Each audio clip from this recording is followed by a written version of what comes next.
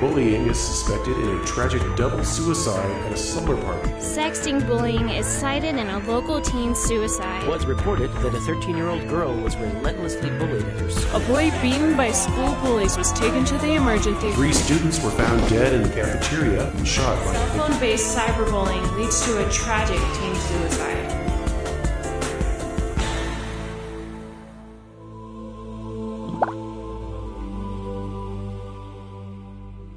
When someone grows up, goes through school being a bully, they tend to continue that behavior.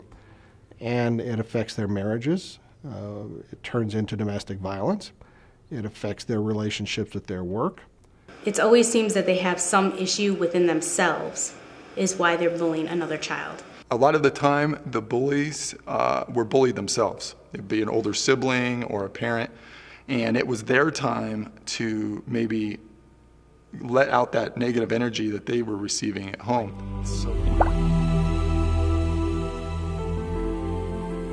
Bullying is a big deal because it impacts students' willingness to and comfort level being at school. And since the goal of being at school is to, improve your achievement, when there are factors that make it uncomfortable for kids to be there, they don't want to come. I had a student in his freshman year wanted to drop out of school. Right as his freshman year, he was a straight A student, did very well. He was getting bullied by one kid.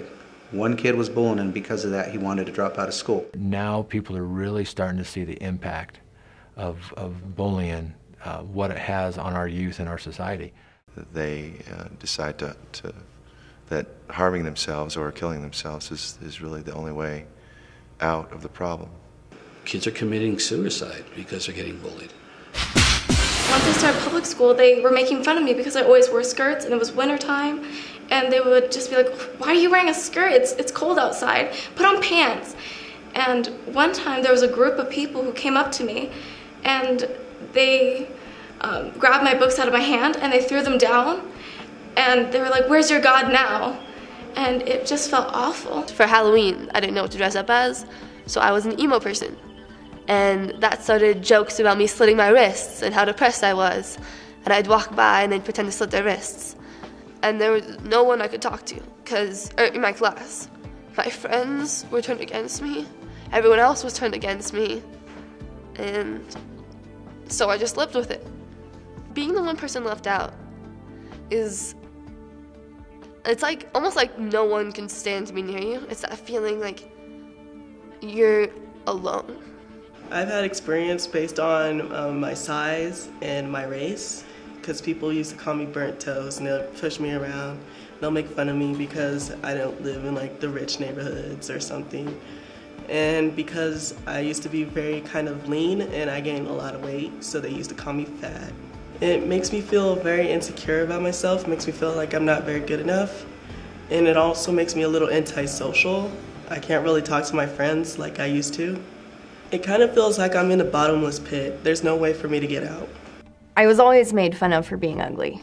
And, at recess, they'd have chase where the boys chase the girls, and, none of the boys would ever chase me. And in 4th grade, I was just in love with this 5th grader. And I was more popular, and I hung out with the popular people, so a lot of people knew how I felt about him. And a group of girls came up and they said that he wants to know if I'll go out with him, which back then meant to be his girlfriend. And of course I said yes, and I told everybody, and they let me do it for a couple days. And then one day when there was just a ton of people around, they were like, that was a joke, right? I used to write poems in 8th grade, just about basically going away and nobody even noticing. I don't know how many hours I stayed in the girls' bathroom, locker rooms, even at school dances. Every time a slow song would come on, I'd run to the bathroom because I would always be the one left standing alone. And it's so hard because, these are your friends and the people that you can count on, or even if they're not your friends, you're alone and you have nobody to talk to. I mean, I cried every single day before I went to school because I didn't want to go through it. When people love themselves or they think that they're worth something, that they wouldn't want to hurt another person. Don't bully. It's so bad. Like, it makes people feel horrible about themselves. They're standing alone and they feel alone and they're hurting. I think that's the main thing, is that they need to have somebody on their side. I just think people should stop bullying and really just start sticking up for each other, because it's getting worse by the day. There's a lot of hate already between countries and everything that we don't need it in kids.